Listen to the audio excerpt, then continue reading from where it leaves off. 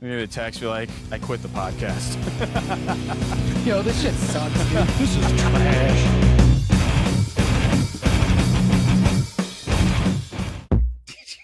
He just assassinated his microphone. Fuck that. Fuck that. Welcome to the Playlitest podcast, where we're all really stupid, and that's okay. Jesus. I'm kidding. We're not stupid. Wow.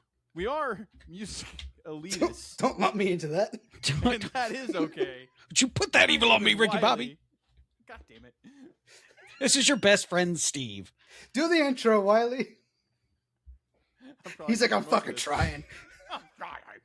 All right. Welcome to the Playlitest podcast, where we're all music elitists, and that's okay. My name is Wiley, and this is my best friend, Steve. Well, it's time to dust off that vinyl, charge your iPod Nano, get comfy, because the It's World time, baby. Cup is on, baby. Oh, yeah. Let's get into it, shall Hell we? yeah. Soccer ball. Ball foot. Football. Football? Foot. Imagine it- Football. Imagine it on your head. Imagine a football Can't on your fucking head. talk yet, Mike. I haven't introduced you yet. Wow. We're also here with our best friend, gentleman lover, and this dude really is going to kill us. Everybody, our lovely friend, producer Mike. Hello there. Clap, clap, clap, Now clap, you can clap, talk. clap. Oh, So- cool. Sweet. Look, I'm super hyped. We just had an amazing episode, and everyone tuning in right now is in for a treat because, I mean, shit. I love all of our guests we've ever had. Everyone's been amazing. It's been spectacular. But this playlist that we've built, I feel like this time this is it. This is This up is the there. one. What's the theme of today's playlist, Wiley? Today's theme is flawless songs. Now, flawless songs are songs that, in your opinion, are perfect. They just hit every chord, right? All the peaks and valleys to make you feel good. And that's what we did. One hell of a flawless playlist, if I do say so myself. This one was maybe one of the toughest ones to pick tracks for compared to, normal. I spent a good amount of time going through all songs I've liked and just listening to everything and thinking, does this fit? Does this fit? Is it this one? Should it be this one? I went through a lot of like she said. Kill Switch, went through Don Broco, I went through Story of the Year, I went through Coheed and Cambria, I went through Enter Shikari, He Is Legend. I went through a bunch of other bands, and I was just like, oh, this is a good one. No, this was a good one. No, this is a good one. I had a hard time on this one, but I think we nailed it. People listening to this episode are in for a treat because we also got some great picks from Ryan, our guest. Yeah, Ryan from the band Footballhead. It was really good. Steve, what are you watching? I see your phone. I see your phone reflection in your glasses. You Watching soccer, isn't he? watching the World He's Cup. fucking watching soccer, isn't he? Argentina just beat Algeria 3-0. And Messi just tied the world record for most goals in World Cup history by one singular person. And they're moving on, so he gets to keep trying that. So good for him. Hey, Now, I got a game for the listeners during this episode. So I want you guys, while you're watching us on YouTube, because we're on YouTube, count how many times you see a reflection of light in Steve's glasses during the recording, and then just let us know how many you counted. yeah, that'll be fun. Because this is how it's been for you in the YouTube world. It was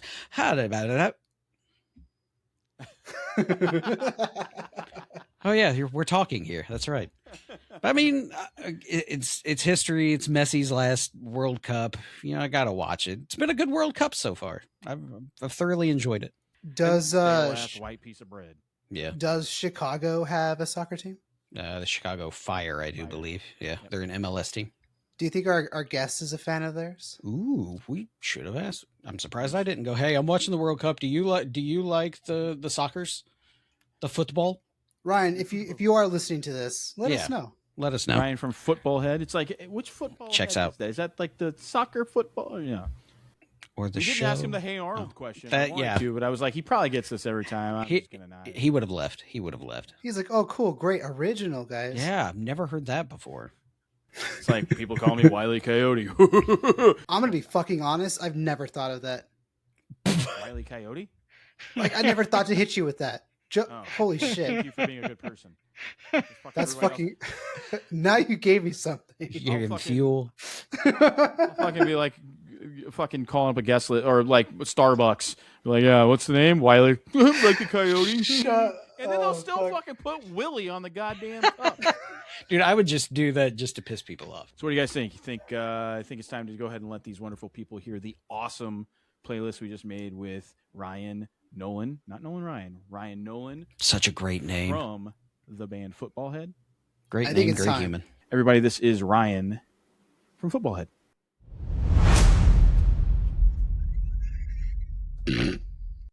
Did you do it? Dad? I'm mashing the button. Nothing was happening. There it is. Oh. See, Mike, this is what happens when you yell at them so much. You can't yell at the audience like you do, bro. I guess Like, they got a you little just- scared to cheer for us. You got to do that new age. You're doing good, buddy. You're doing great. Instead of, like my dad used to do and just threw a baseball at me. Oh yeah, just positive reinforcement. And Yeah. Man, I got a bat. I didn't get the ball. He was just like, That was after the ball. If I dodged the ball, it was, here comes the bat. Well, like we were trying to say before the computers freaked out, we have a pretty awesome guest today. Today's guest is a good'un. He's a singer of a band that I happened to cross whilst doom scrolling on Instagram, but it stopped me in my tracks. Yeah, whilst. And I had to give the full album a listen. So hailing from Chicago, Illinois, not too far from where Steve and I grew up, this singer decided to start a little studio solo project. It caught on, and he immediately found himself in a situation where he needed to bring in a whole band, and that he did. What really caught my ear and makes me want to shout these guys from a mountaintop is how you can clearly hear old influences from the 90s and early 2000s, alternative rock, and then they take that forward.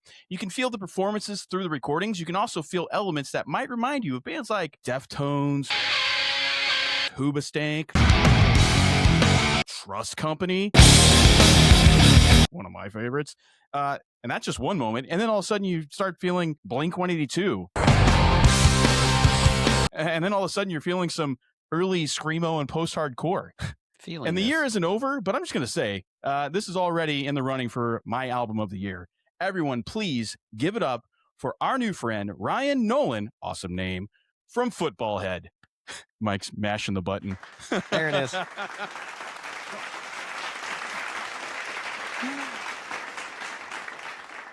Oh, Thanks for yeah. having me, guys. I appreciate being here. This is going to be, like I was saying before we started recording, this is going to be adventurous. I'm experiencing an element of trepidation, but ultimately, thank you for having me on.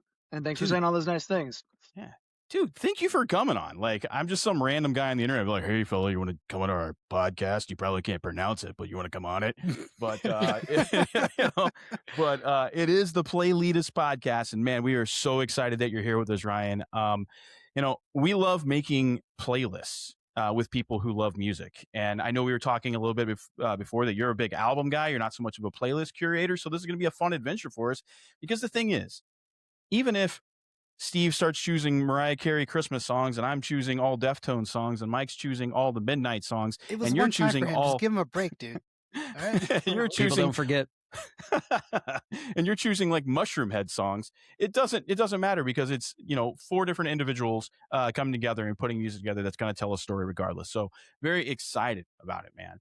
So before I go any further, I gave you the full intro and rundown. I spoke a little bit about a Footballhead and your come to be of that band. But tell us a little bit about who you are and how you all got started. Yeah, I'm Ryan. I was born here in Chicagoland, in the suburbs, a west suburb. I grew up in like Geneva, Illinois, and I was lucky enough to have an older sister and older friends who bestowed a lot of like culture on me at the time. I can remember like all my first CDs and all my, very first musical influences. First 3 CDs, by the way, were Make Yourself, Incubus, By the Way, Chili Peppers, and All Killer No Filler. And I think it's kind of funny because, now in my 30s, I like carry that a lot of those influences and apply them to the stuff Footballhead does today. But yeah, I love sports as a kid. I still love the Chicago Bulls.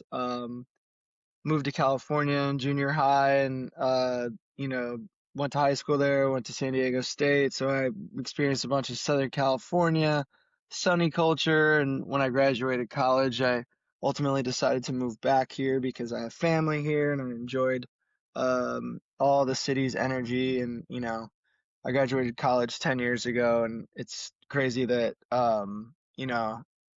I've been playing in this music scene for as long as I have.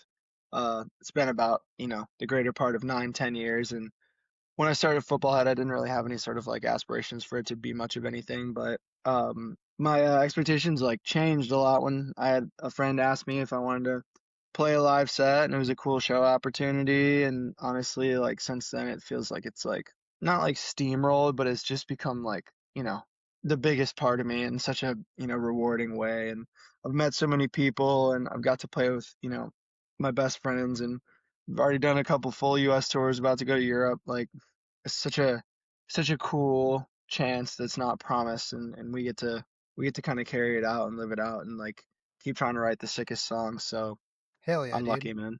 I would say you're succeeding in writing the sickest songs because I fucking love your album. Thank It's you. absolutely fantastic. And dude, it's really cool that, I love when we get to bring people from like St. Louis or Illinois. It really warms my soul. I live in Southern California now. I live in Long Beach.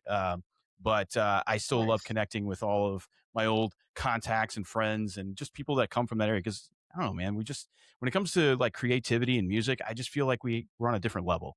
And I've kind of always felt that way, but you know, you have so many amazing bands that came out of the Chicago area, and you as a kid coming up there, obviously you have this sister that's throwing you these great influences, but what are some of your favorite, bigger bands that made it in Chicago? Like what are a few of those bands? Oh man, I mean, I'd be silly not to say Fall Out Boy. That's like an early one that comes to mind. Like as a kid, gotta shout out my friends in the academy. Is like as a child, like it's crazy to have like I remember very vividly like having Fall Out Boy and Academy as merch that I bought at Hot Topic. And then like fast forward 20 years or whatever it is, almost 20 years, and like Adam from the Academy is used to play bass in Footballhead until they kind of like got back together, and he started playing the big gigs.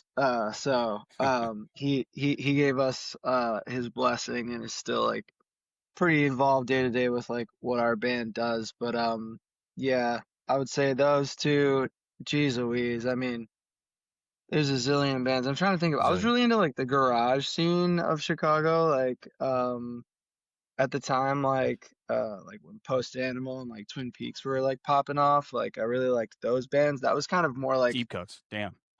yeah. As I finished like college, I really liked those bands. But geez Louise, there's a zillion. There's still so many like sick bands that like literally live in my neighborhood, like Rat Boys and Slow Pulp and like hardcore bands, CD Husquiere. Like I was wearing like an Instill shirt earlier. I mean, yeah, Chicago.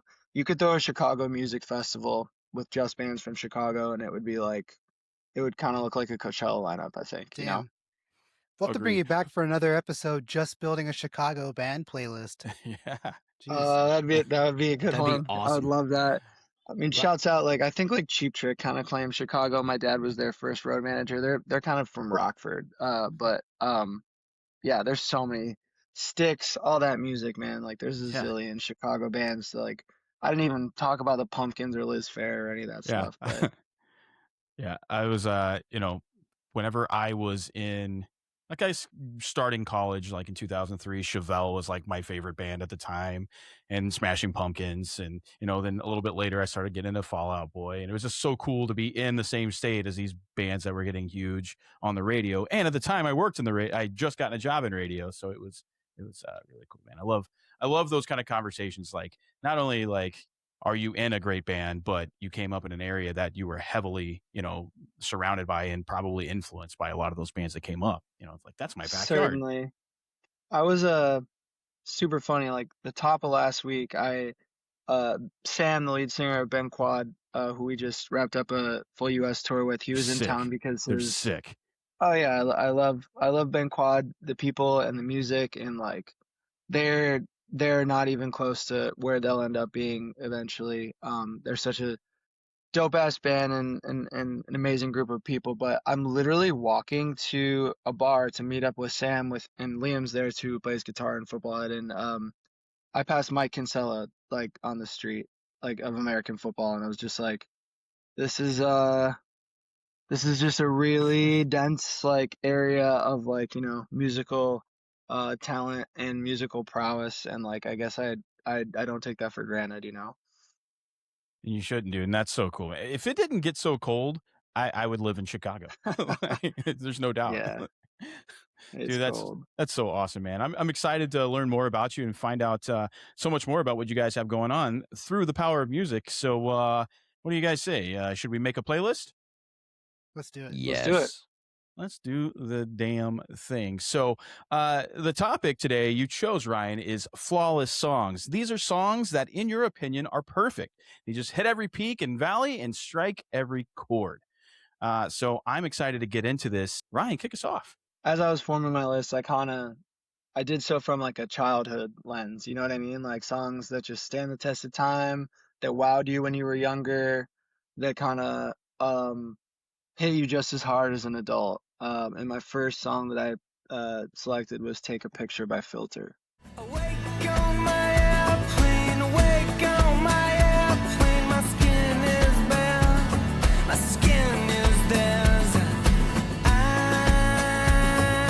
feel like a newborn. Such a great song. I love that song, and I love all the stories behind it. Mm-hmm. Yep. Tell us about that one, Ryan. Yeah, I really, really strangely heard that song much later in my life. Like I must have been, it wasn't that long ago. I think it was like, I don't know, I was like 28. It was like 4 years ago or some shit. Like I consciously heard it for the first time, at least. And I hate kind of when that happens, but I am so grateful that um it does. You know, it dawns on me when it does. Didn't know like the Nine Inch Nails like overlap there with Filter. Like I learned, like you were talking about or kind of hinting at so much in like hindsight, but that video has like crazy CGI, and I just think that like it really demonstrates the power of a hook, more than like any song I can think of. Like the chorus hook is so simple. It's so like the brevity of what he's saying is like so powerful that he can just use it and just boom, chorus, chorus, chorus, chorus, chorus, because it like does not, like there's no diminishing returns, you know, when he's doing it. It's just like that good of a song. So that's one that I just, I don't know, it's peaceful, it's serene, it's perfect. I couldn't agree with you. I love that so much. It was really fun for me because I think that came out when I was 15 or 16 years old. And what was funny is the first single from that album, I believe, was "Welcome to the Fold."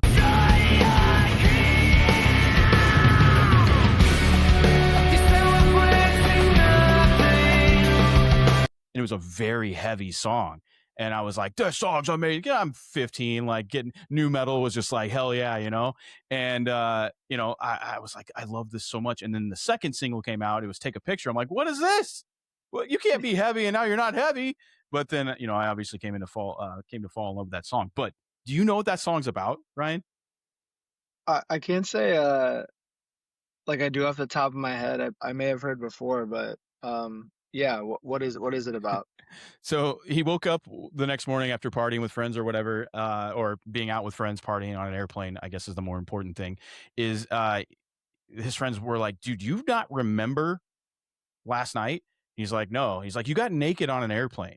So he got fully naked on an airplane and was like throwing beer bottles and being a crazy ass. And that song is like supposed to be kind of like, you know, telling his dad, you know, look at your son now, you know, like, you know, this is, you know, like you should be proud of me, but this is the dumb shit that I did. Which is kind of funny when you look back and you listen to lyrics after knowing that. It's like, oh, damn. Totally. Yeah, I think that the bridge is like kind of funny almost in a way. Like you can tell it was like, oh, like you weren't just intending for this to be this dreamy, nostalgic, like because you could tell like he has like this burst of anger or whatever, this outrage that he like needs to convey to his Hey, dad. Dad, what do you think about your Yeah. son now? Yeah. Yeah, And it's funny because that's a funny part of the song, I think. But it fits. It fits, so it's number one on the list for me. Same thing with like Take a Picture. Take a Picture was just like this kind of stream of conscious kind of song. Just I didn't just realize it vocal at the riffing. time, but years later I realized, like, I think it was a cry for help because I was so alcoholic at the time that I was like, hey Dad, what do you think about your son now? All that stuff was Right. like, that was kind of like, hey Dad, I think I might need some help, or That's interesting. That is fascinating. That's deep too. That's When- That's interesting when you look back on that, the vulnerability with that. Yeah. I'm sure that's a lot to deal with. Yeah. When yeah. you Well, wrote every that- night I have to sing that song, and I changed the lyrics to. I say one time I say, "Hey Dad, what do you think about your son?" And then I say, "Hey son, what do you think about your dad Oh, now?" that's heavy. Yeah. That's heavy. it's cool how like when you actually look at the lyrics, it's like awake on my airplane, my skin is bare, my skin is theirs. He's literally talking about like showing Being himself to the naked. world. He's like, I Yeah. feel like a newborn. Like, I don't know. It was just, it's a hell of a way to write a song, right? Like personal experience and everything. But I knew, obviously everybody knew Hey Man, Nice Shot, right? Like when that one came out, that iconic bass riff, like Godsmack stole a little bit later, but, Right. and then going from that into Welcome to the Fold and then into Take a Picture, I was like, oh, this is awesome. And then I actually didn't find out about the Nine Inch Nails stuff until a lot of years later. So don't feel bad about that. Yeah, I was just, I don't know, I was far behind, like, that whole, like, world, like, I was so immersed in as, like, a teenager, or, like, a preteen, sorry, like, junior high-ish era, like, literally, like, Halo 3, Mountain Dew, Code Red style, culture, and then, like, obviously, in my late 20s, into my 30s, like, it's just this fruitful little corner of music that keeps on giving, and I think it's super funny that it was ever like clowned on or made fun of, because it's some of the best songwriting of all time. So Yeah. I can't think of anybody making fun of it, but it definitely was like kind of humorous to look back, and that's how you came up with the idea for that amazing song. I love it. It's so cool, man. last little quiz for you. Do you know who the singer of Filter is? Richard Patrick. Do you know who his brother is? I don't know. His brother is Robert Patrick, T1000, or the dad from what's Peacemaker. Peacemaker? Yeah, Peacemaker. Yeah, So, yeah. So, how wild is that? yeah. You said Patrick. I was like Neil Patrick Harris. I don't know. That was my guess. No, but he's T1000 from Terminator 2, man. Like the Sick. yeah, So it's sick. awesome, dude. That's an awesome first pick for the playlist. I always like when I hear our guests say the first song, I immediately think in my head like, am I fucked or was this good? Because like my choices, like how well we're in great company, and I'm very excited about this. So, Oh, good. Good. with that said, let's go to Steve with his first choice. My first pick for this flawless playlist, if you will, would be the Foo Fighters with Wheels. Well, you wanted something better, man. You wished for something new. Well, you wanted something beautiful. You wished for something true. Been looking for a reason, man. Something to lose. When the wheels come down. When the wheels come down. Good job, Yeah. Steve. So that is in the top 5 favorite Foo Fighter songs of mine, because I remember the first time I ever heard it. It was I mean, I wasn't going through anything in my life, but it just made me feel like I get it, because everything's going crazy, but by God, the wheels will touch down and everything will go back to normal until you take off again and you have to do a whole bunch of stuff. But just remember, the wheels always have to touch down. So that's how I always looked at it, at least. I'm looking here. Is this only released on this greatest hits record, or Yeah, is it on another record? it was a Yep. single release, and then they added it to the greatest hits a little bit later, because I think this originally came out in 2009 or 2008. Yeah. But I remember when Yeah. we got the press copy at the radio station that I worked at, And I was like, what is this? Before like we even knew that there was going to be a single coming out. And then that it, like I guess maybe a year later or some months later, that's when they released the greatest hits and it had it on there. So Yep. sick. It makes me so sad to see Taylor Hawkins harmonizing. Yeah. that. Yeah, hey, It's- thanks a lot, Steve. Yeah, you're welcome, kids, because I can't look or listen to Foo Fighters without going, that's Taylor playing drums right there. I severely miss him. And speaking of that, that's one of the few Foo Fighter songs that actually will, if I sit and listen to it, because the tribute concert that they did for Taylor, watching Dave sing that song and literally start crying, like right now, I feel it, but get back in there, tear. Not gonna happen. But yeah, great song though.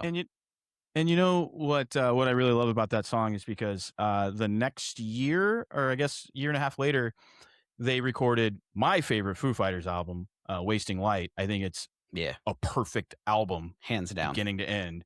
But they recorded Wheels with Butch Vig and then brought him back to record Analog, the entire Wasting Light album. And I was like, oh my God. And just linking those two things together, because when you listen to Wheels, it doesn't sound like Echoes, Silence, Patience, and Grace. It doesn't sound like anything else. It more aligns with what they ended up putting on Wasting Light. So really cool. Music nerds over here, Ryan. I was gonna say, Wasting Light is like kind of a wild card favorite Foo Fighters record, right? Like, would you say that that's like a popular pick? Like, I think you might be the first person to, like, I've heard pick that record. Let me be the second. It is hands down my favorite Foo Fighters album. So I hear that, and I used to think that as well. But there was something on the internet, and I went down a rabbit hole, and somebody ranked the Foo Fighters album, and they left Wasting Light out of it, and people lost their shit in the comments. They're like, "Where's Wasting Light? This is like top 2, top 3." Because don't get me wrong, Color and Shape is magical. That is a phenomenal album. But there's a couple songs in there that I don't want to listen to every time I listen to the album. Sure. The first album, like I love that album so much. That's just Dave, writing some shit with, when he was going through some shit, right? And it's a fantastic album, but there's a couple songs in there that I'm like, I don't have to listen to this right now. But when I listen to Wasting Light, I have to listen beginning to end. Like I have to. I think there's a cool parallel between like Wheels and, like, you can tell that he goes back to that first record sound where it's just like big open chords, you know what I'm saying? Like it's not that sonically it's different than Big Me, but he's just playing open chords on that 100%. chorus. And I think that, like, that's one of those unique guys, kind of like a Tom Petty, who he can just like make the same chords that everybody uses sound his own in such a, like, a profound way. I mean, he's just, God, if I ever saw him in real life, I would just, I'd be cool. I don't know if you He's see the such a picture, but legend. that's Dave Grohl right there. Oh, heck yeah, dude. Heck yeah. And I agree with you in the open chord thing. Actually, that's such a great way to put that too. The open chords, but he does have a way that, like, he's going to play it. You're going to know it's Dave Grohl. But when you put Pat Smear and Dave together, both playing guitar, it's perfect. Right. Like you can't be, and I'm not talking negatively about any other guitarists that they've had. Like I love everything about that band, but when you have those two together, they just write such amazing stuff, and they complement each other so well. I love that you brought that up.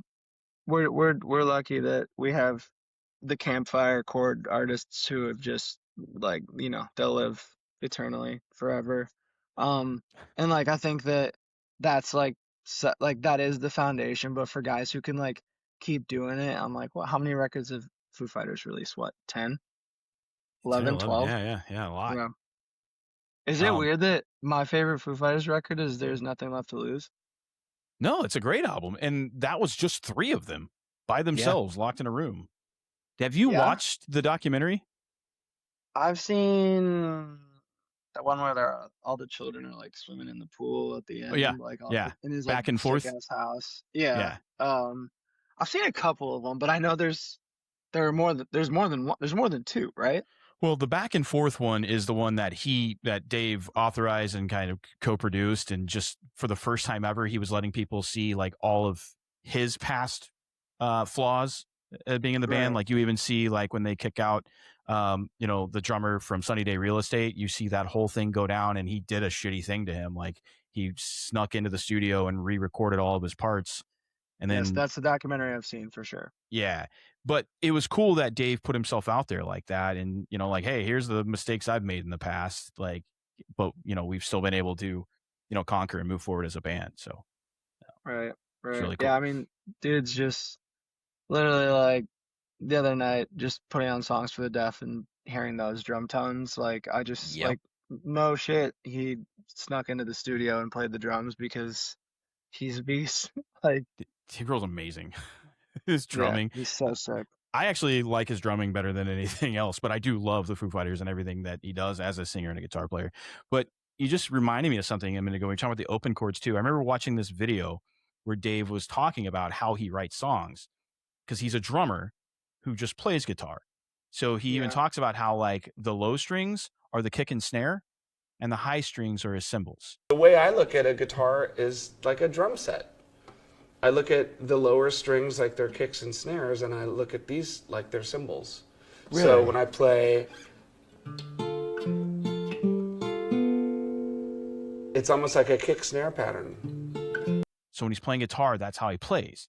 So it's like kick, snare cymbals, kick, snare cymbals. Like, so that's where you get that open chord sound. So you get that high end on the back of that low end always when he hits a chord. And it's really cool.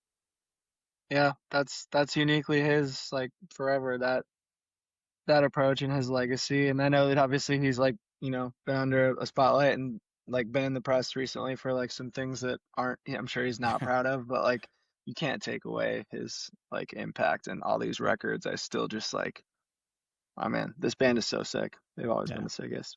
Completely agree. Man, what a great start to this playlist.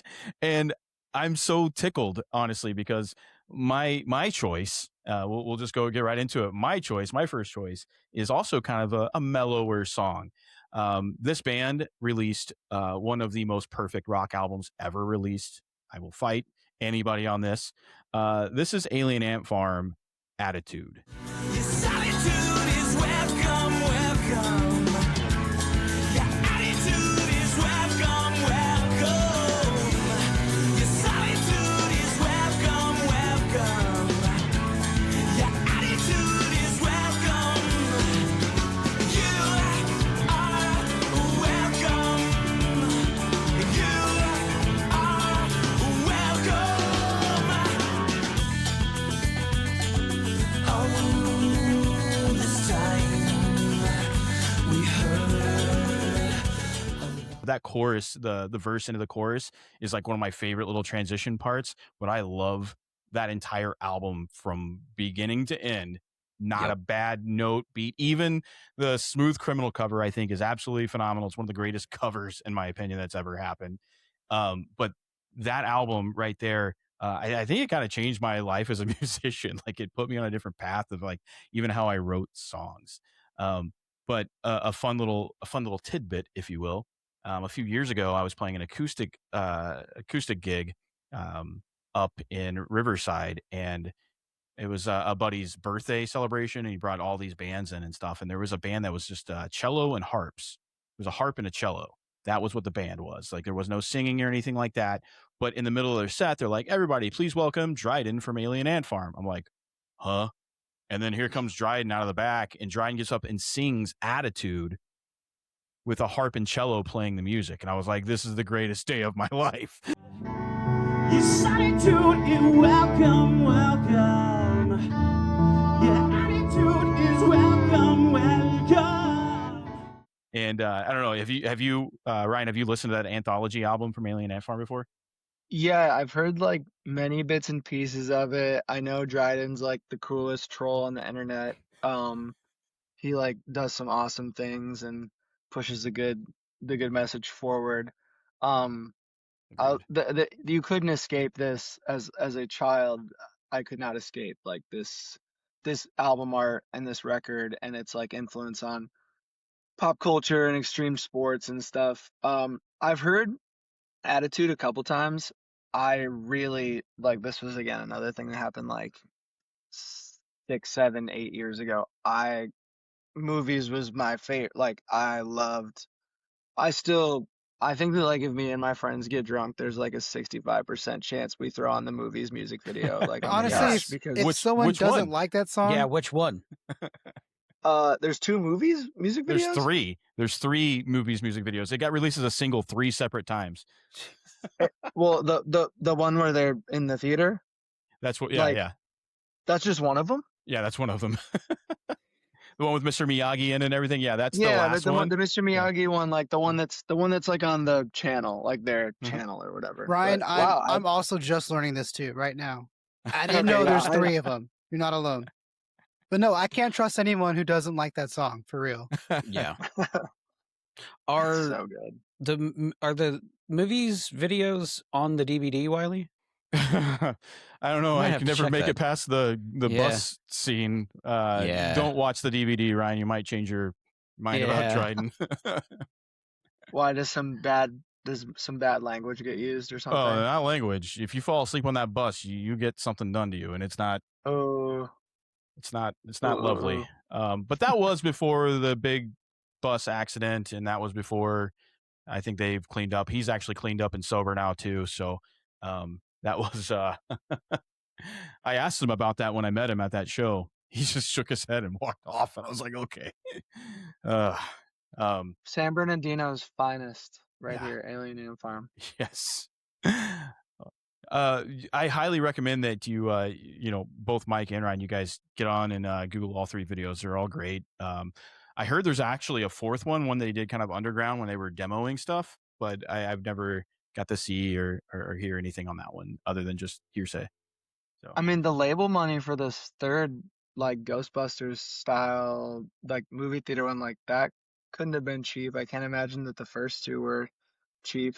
movies. I'm sorry. A Smooth Criminal paid for the 3rd video, basically, if you want to look at it from Oh. that perspective, because they released Movies as their first lead single to the album when they released it, and it got minimal play, and the first video was fine, but then they released their label went ahead and just forced them to release Smooth Criminal because they didn't want to ever release that as a single, but it blew up because it was on the WWF Tough Enough and a bunch of video games and all that stuff. So it blew up, and then they, had an opportunity for more. But there are so many incredible songs on that album that I feel just didn't get the attention because of the Smooth Criminal cover. Again, I love it. It's Yeah. great, but it overshadowed everything else. Like, Courage is one of the greatest rock songs of Yeah, that Courage is decade. Courage is sick. Yeah, I mean, this album is all time, and to your point, it's like sometimes the biggest hit can like hurt you in a way, or like overshadow your other great work. Like- Hoobastank. Like, look at those guys. Incredible band. Yeah, They are they are forever doomed to be the Reason band, and that's, Yeah. it sucks because they have 4 incredible, more than 4, but 4 incredible albums. So, that go well beyond the Reason. So, totally. And the reason is you. And the reason is me. All right, Mike, let's hear your first pick. All right. My first pick, I mean, this was initially hard to do anyway. I had the hardest time picking the songs for today's playlist because there's so much good music out there. But this song's pretty solid through and through. This is Blink 182 with Pin the Grenade.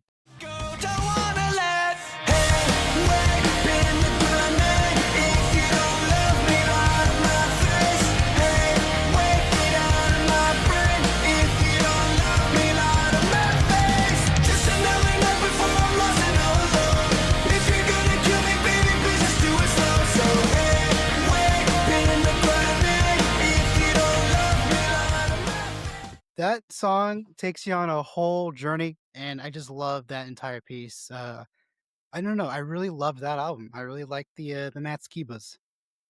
You know what? First of all, hats off to you for picking a new Blink song because Yep.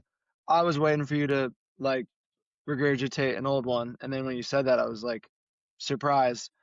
That 9 record is better than the California record, I think. I think the California record is like real trite, not actually trite, but in a way they were going for like super accessibility with the comeback thing. Mhm. And then I think that 9, like they just got, they were using a lot of like hip hop pop flows at the time. I don't know if you noticed that in like the lyric delivery Mhm. of 9, but Pin the Grenade, so good.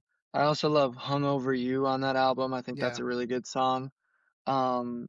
Dark Side is on that album. Ooh, yeah, yeah. That song's pretty good too. Yeah, I gotta agree. I Um, think I played 9 more than California. yeah, you know, it's just my like I guess personal take, but like I don't know, I'm a huge Blink fan. I just saw Mark do the like book reading in Chicago last year for the memoir, which was a lot of fun.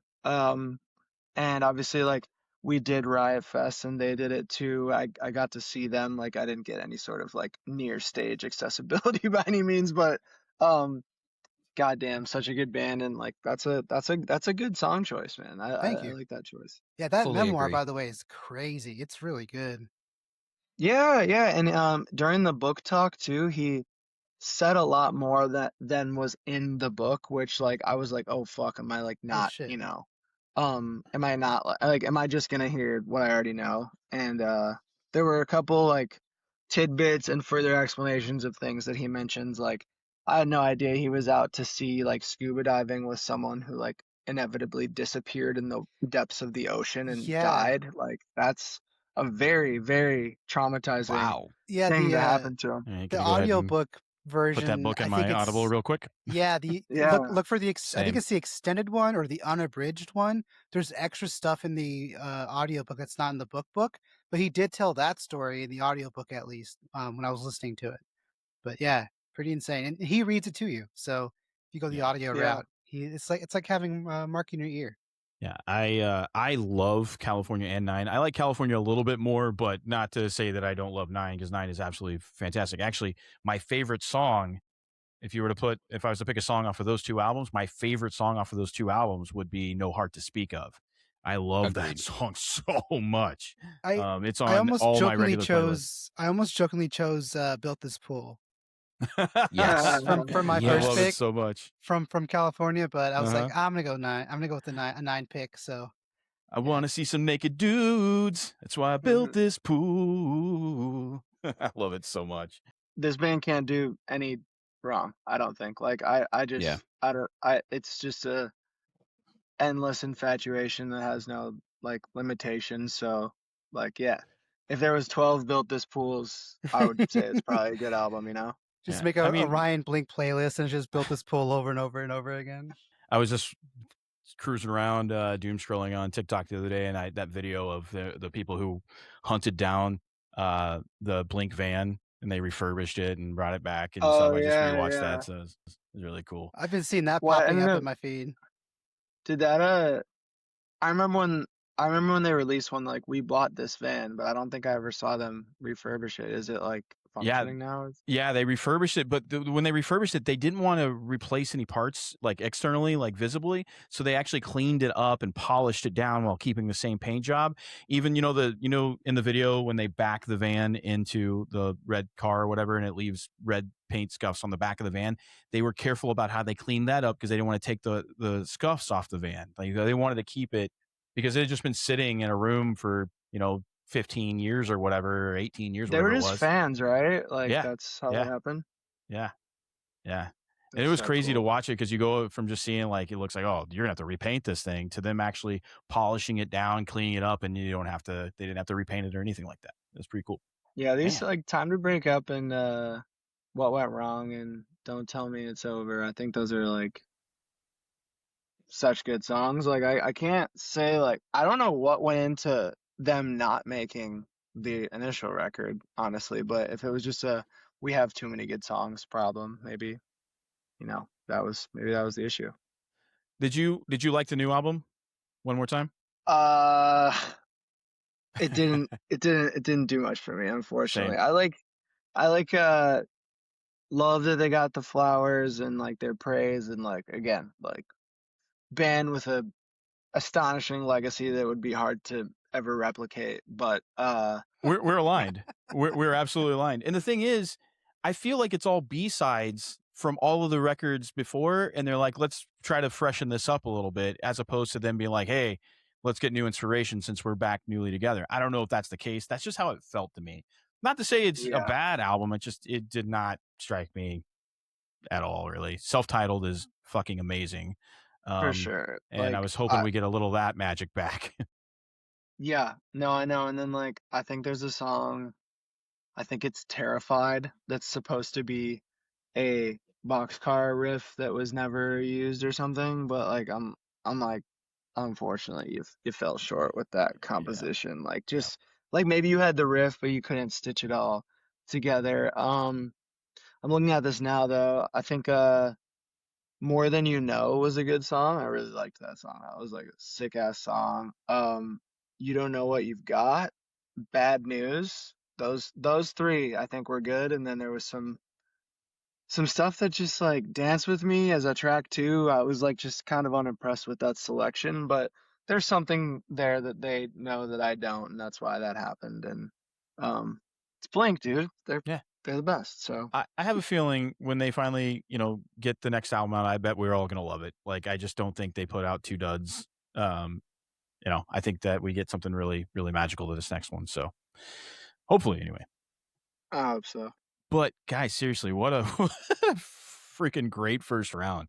I love this. Ryan, it's back to you with your second choice. All right. This was again through the lens of songs that inspired me as a kid that still do now.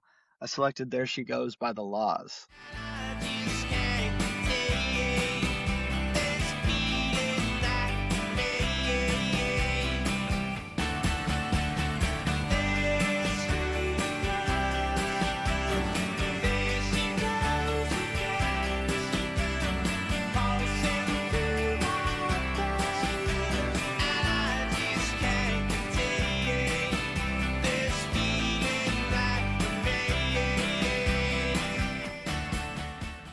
It has been so long since I've heard that song, and I forget how much I really like that song.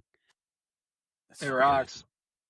It rocks. A little like, I just remember like, little picking pattern. I still can't play it perfectly, but it was one of the first things like I tried to do. And I think that my exposure to it was probably the Sixpence None the Richer like cover.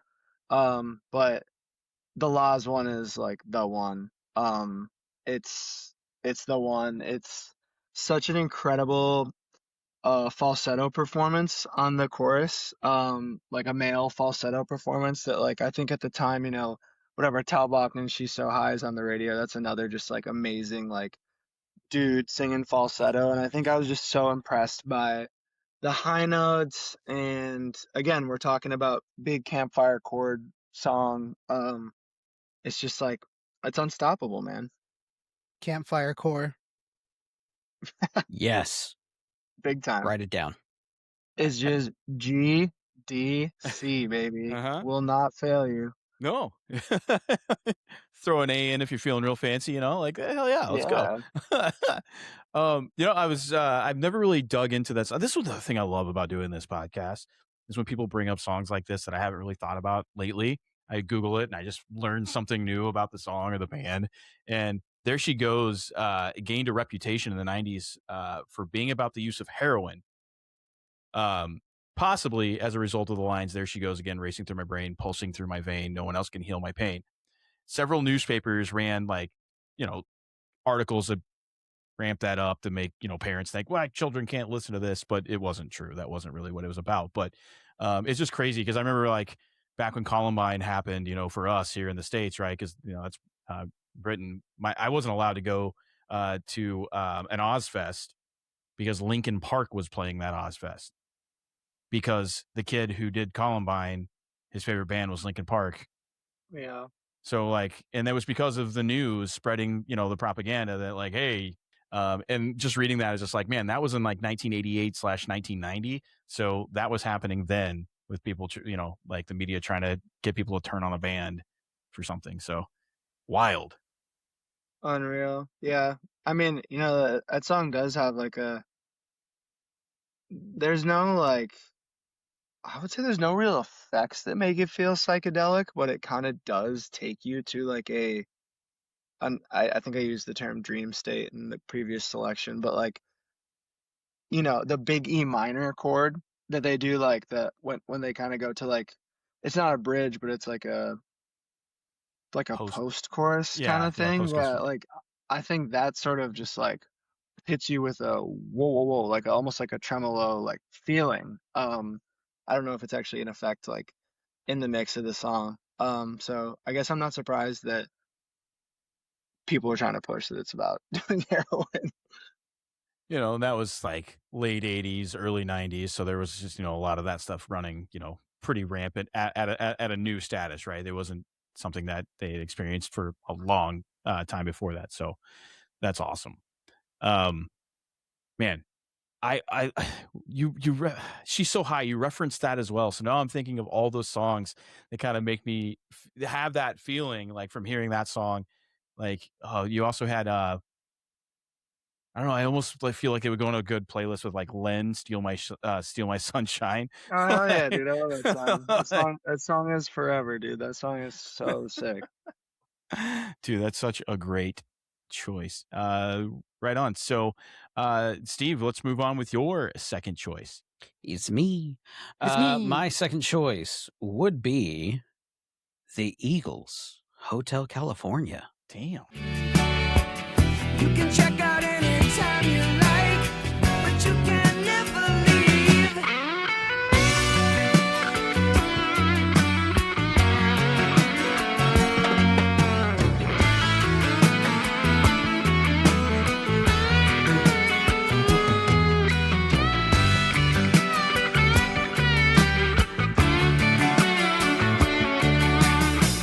I It's the mean, longest guitar solo in the world. I mean, come on. Wait, what'd you say? So it's like the longest guitar solo in the world. I misunderstood you. I thought you said the worst. I was. It's also coincidentally the worst guitar solo. I'm just kidding. How ironic you say that. No, that song definitely. I remember hearing that as a kid and not knowing who the Eagles were, nothing of that sort, and just going, "This is amazing." And then diving into the Eagles and finding out their catalog and just being obsessed with them as I got older. And that song in particular is just perfect. I always loved the Eagles, and that song especially. When I was growing up, my mom was really into the Eagles and played them just constantly. But I was working at a cell phone shop in Old Marion, Illinois, back in like 08, 09. And there was a guy that was in a classic rock cover band that worked with me, and he's just like, "Hey, did you know that there are 13 different guitar tracks recorded on that one song?" And I was like, "You're fucking kidding me." Because in my mind, like when a lot of people were recording multiple guitar tracks, it was like, just same rhythm part to make it sound bigger, right? And he's like, "No, they're like 13 to 14 distinct different guitars going on." And then that just makes you want to throw on headphones and listen on vinyl, right? So you can pick it all out, which is one of my, I have that on vinyl. That's a fun one to dig in. If you guys haven't done that, it's a fun one. I think I have the Eagles' greatest hits maybe on vinyl or like acquired that at some point. Um, yeah, important band. Damn, like I feel like kind of a younger generation and probably like, even some of my contemporaries are like kind of like more out on the Eagles, but like it's all fluid and like it'll come back around and I don't think it's deserved either. Like I think Joe Walsh is super sick. Steve, to your point, when you hear that song as a kid, you're like you're mesmerized by it, and I think it's like Yeah. one of the first songs that is like a concept storytelling song Right. that Yeah.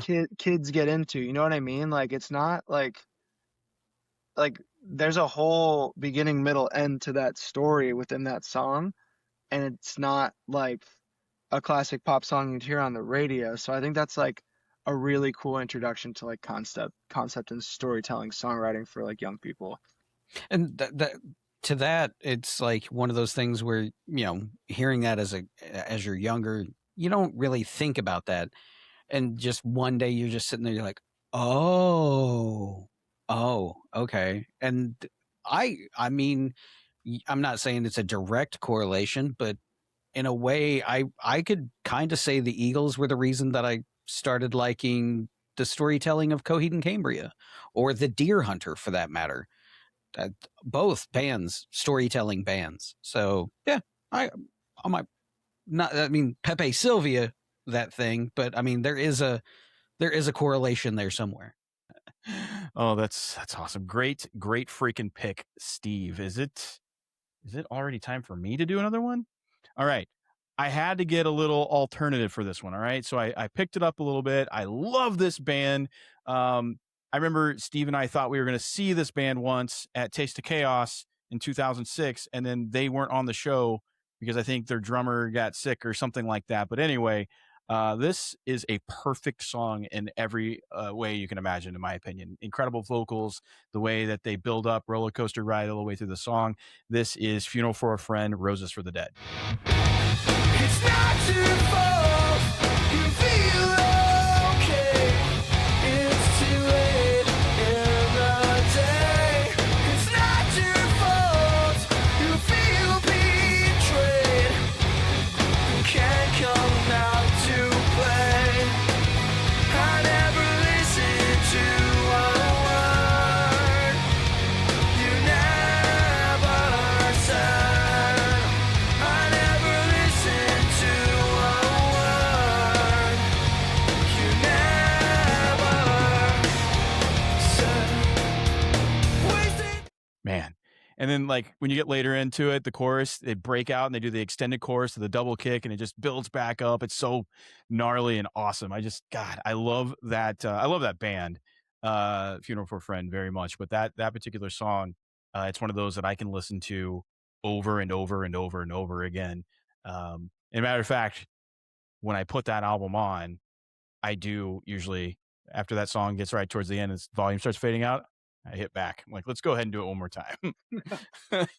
Take it another That's when you round. know, man. That's when you know for sure. But you had those first two albums, The Casually Dressed and The Hours.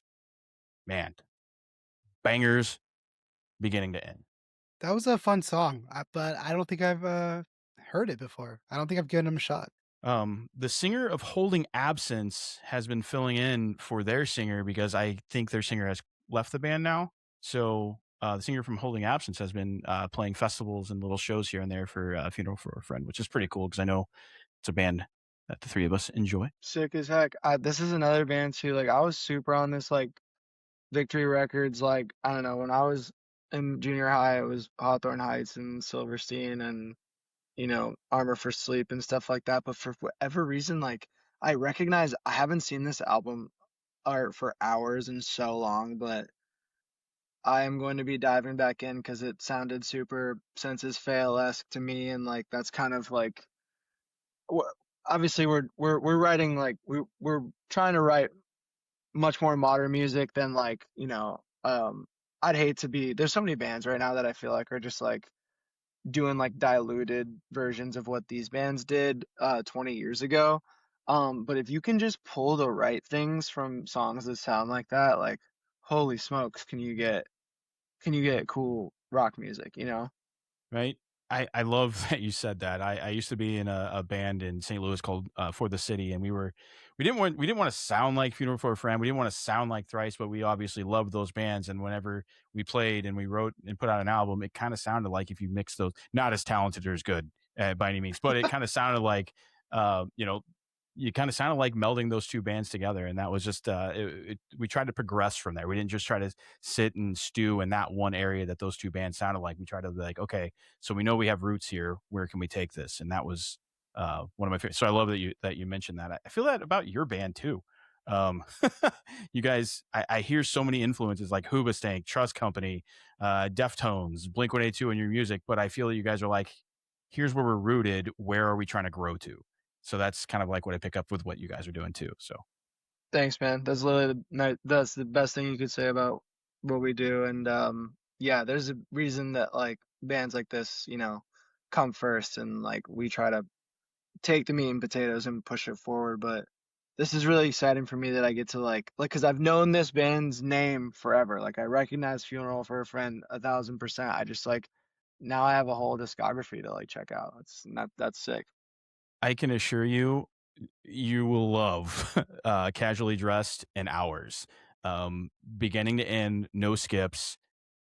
Perfect. Like it's just so fantastic. The rest of the albums are great too. Don't get me wrong. But those two albums, I don't know, they were drinking the right booze that day or something, and they put out two just incredible albums. Steve, you saw their drummer get electrocuted, didn't you?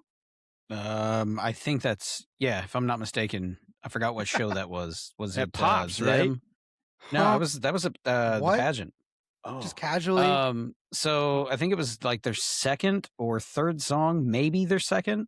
They were going to town, and all of a sudden you just see the drummer just boop go down, and like he didn't like seize up or anything, but he just went.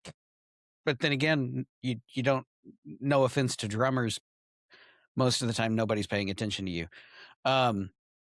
but like you just like everything stopped because you didn't hear the drums, and you look back and he's laid over his drum set. And come to find out, he got electrocuted. Scary. Fuck that. Yeah. Wild.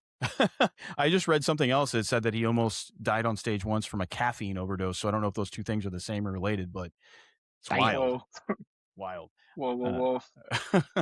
Caffeine. He's had too many surges, all right? And too many Jolt Colas. Yeah. Had too many Jolt Colas. Oh, man. Awesome. Mike, bring us with your second pick, bruh. Mike. Next up is Spirit Box, Blessed Be.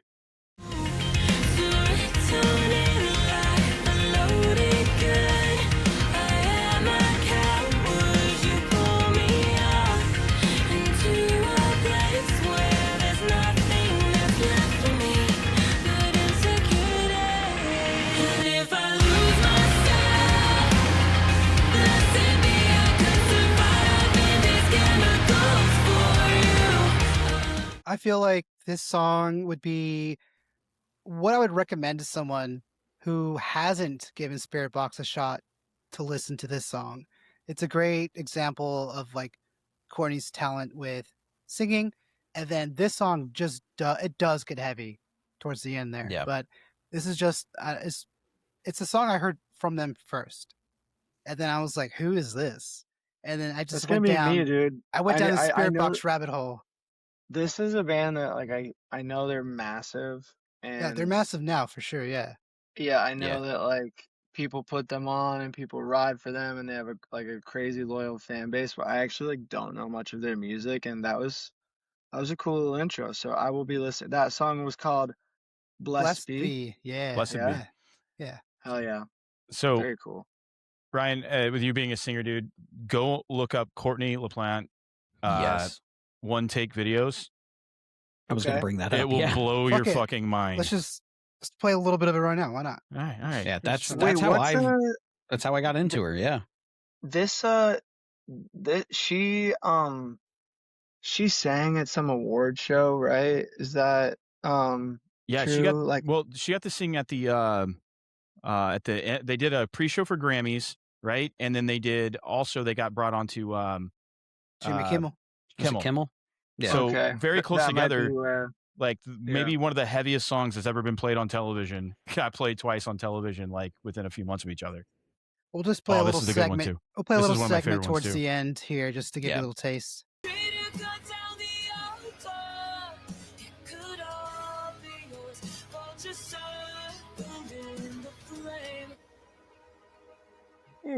Buckle up. Buckle up, Buttercup. Fuck. She scream Here we right there? go. The lead up.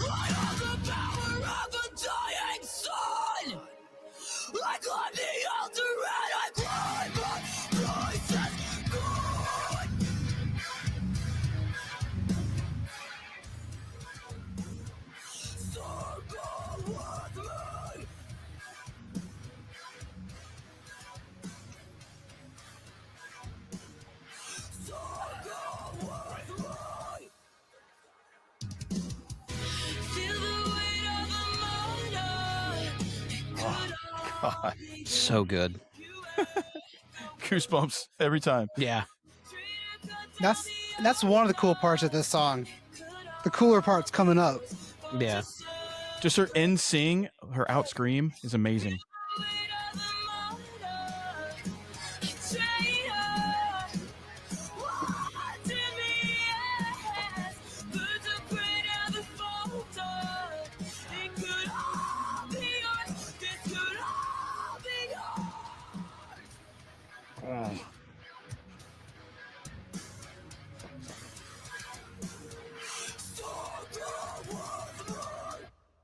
If I was a guitar player, I'd have to be married to her too. Like, there's just that. Yeah. God damn. That frame like looks familiar to me, like her singing like that. So I want to say I've come across that somewhere, but yeah, that was Yeah. particularly impressive control there. Yeah. If I Shoot. could just have a fraction of that, that would. Now that was like they were kind of like an internet come about, correct? Like these videos started surfacing, and then like the lore of Spirit Box, or at least her. That video came out later, but she did do other one takes The from other the ones. earlier songs. Yeah, and that kind of spread like wildfire. But they got big during the pandemic because everybody's like, what the fuck are we going to do anyway? And they self-produced and released a music video, and it was in the style of that that really fucked up movie with the cult. Who was Midsummer? Yeah, Or- Midsummer. Thank you. Is it Midsummer? Oh, yeah. Yeah, Holy Roller came out, and I think that really fucking blew them up. Yeah. That's a cult movie for sure. Yeah. But they did a video in the stylings of that, and they self-produced it. It was during the pandemic, so they were sneaking into areas to make it happen, and then they released it, and it just blew up on the internet. So This is all sounding familiar to me. Now I have Funeral for a Friend and Spirit Box. Great choice. This playlist is fucking awesome. All right, Ryan, let's go to you with your third and final pick. All right. Third and final pick. And honestly, probably my favorite song of my three. Yeah, I would say certainly my favorite song of my three is Big Machine by the Goo Goo Dolls. Ecstasy is all you need, living in the big machine now. Oh, you're so vain. Now your world is way too fast. Nothing's real and nothing lasts, and I'm aware. I'm in love, but you don't care. Turn your anger into lust. I'm still here, but you don't trust at all. And I'll be waiting. Love and sex and loneliness. Take what's yours and leave the rest, so I'll survive. God, it's good to be alive. Hard to hit stop on that, man. Yeah. Fully agree. Oh man.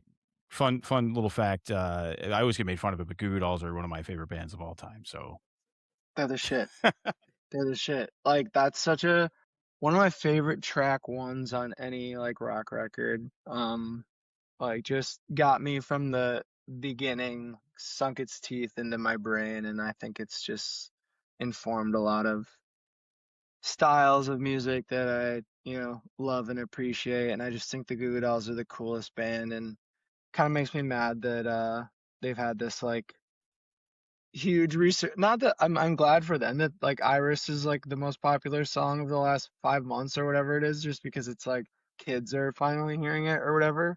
But I hope that the kids do their due diligence and scroll through the catalog, because they will be just so relieved to know there's much more than Iris, although Iris is Iris, man. It's a banger. Category.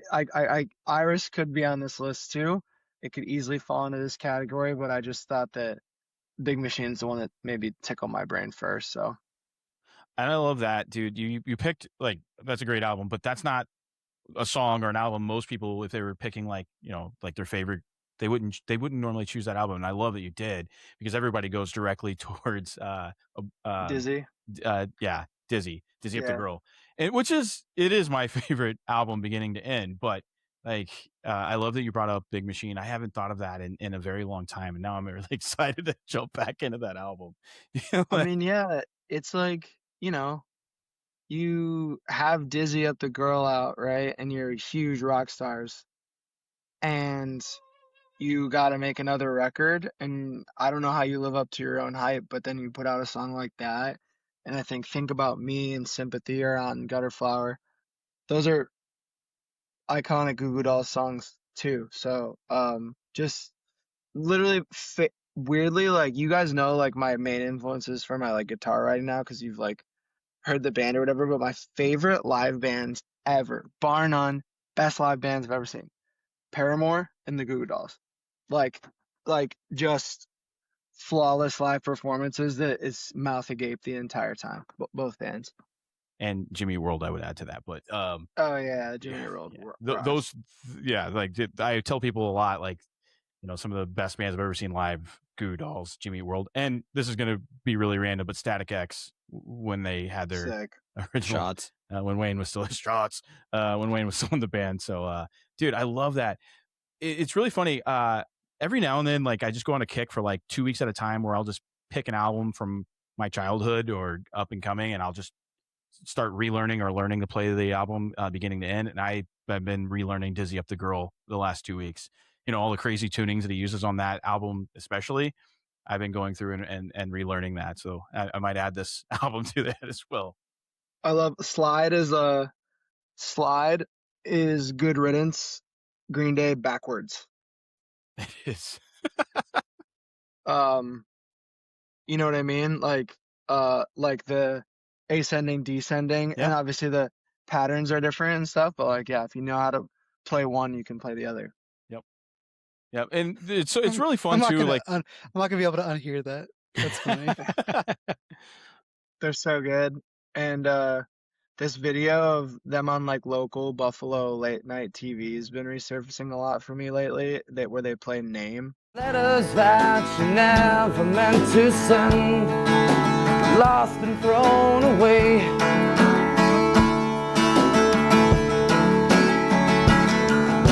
And now we're grown up orphans that never knew their names. You don't belong to no one, that's the same.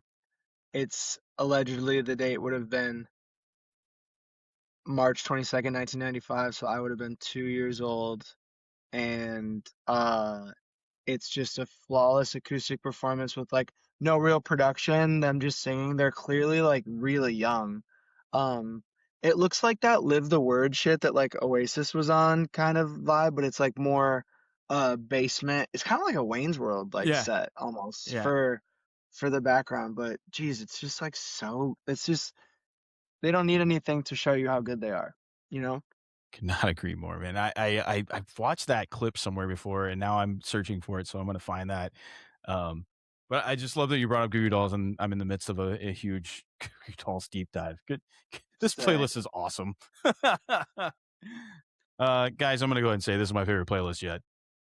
This is my favorite one. This is my favorite one. I will say, when I was putting these together, my wife overheard all the music. So I was just blasting every single track. My wife. She was like, "I'm hearing every song from the other room. I love this playlist." Yeah. So that's the first time she has said Hell that. yeah. This is awesome. She's got good taste. Yeah. Hell yeah. Oh, she's with Mike. Hell yeah, she does. See, True Mike, you story. thought I was going to take that a mean Obviously. way. All right. Awesome. Steve, your final choice. And it's ironic that Ryan was talking about like concerts and his favorite. This is definitely an upper tier. Probably I might put him in top 3 favorite concerts. This is Muse with Knights of Sidonia. You and I must fight for our rights. You and I must fight to survive.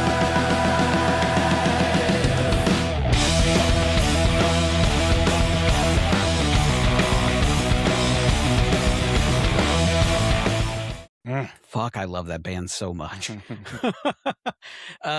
That song in particular, I saw them on this tour at the pageant in St. Louis, and literally from me, I'd say if you're in the pit at the pageant, Wiley, you can visualize this too. About 5 rows back in the pit, of like rows of people, and Matt Bellamy directly in front of me playing this song, standing on an amp with the guitar just up in the air, just playing that solo. And it was just, this is probably the best moment of my entire life. This is amazing. And that album in particular is one of my favorites of theirs. Origin of Symmetry being my favorite album of theirs, but that one is so good. Oh, Muse. I had a hard time picking a song. Like, because that Muse was one of the first bands that popped into my head. Assassin was a thought. Plug-in Baby was a thought. But I went with Knights of Sidonia because a couple times that played over in my head. So it won. That spot you chose, Steve, is like pretty close to Witchcraft.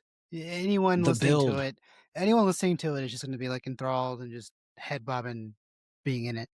Yeah, there's a cool. I'm like learning things about the songs that I know, like that song too, from doing this exercise. I don't think I heard like the Queen Freddie Mercury. Oh, mamma mia, mamma mia, mamma mia, let me go. Beelzebub has a devil put aside for me, for me, for me.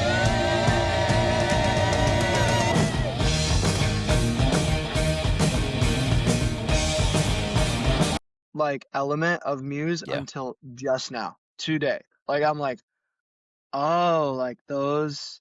It's obviously probably like a, you know, an element of like how the vocal harmonies and things like that. But I never drew the parallel between those two acts. But that's that's there. That's very much so there. Very, very I wouldn't say forefront, but you can definitely hear it. Yeah. Oh yeah. Oh yeah. A lot of bands have tried to do the Queen thing, right? The Bohemian Rhapsody. They try to do it, but a lot of misses. That is the closest you're going to get, and really, you know, feel it, the hit from the harmonies before the, you know, the heavy part hits with the guitar. Anyway, they don't always try to, you know, go after, you know, the Queen sound, but there are definitely times where they mix that element in there well. But, you know, I don't know if you've listened to them lately, Ryan, but they actually released a gent song last year. So I heard about this. Yeah.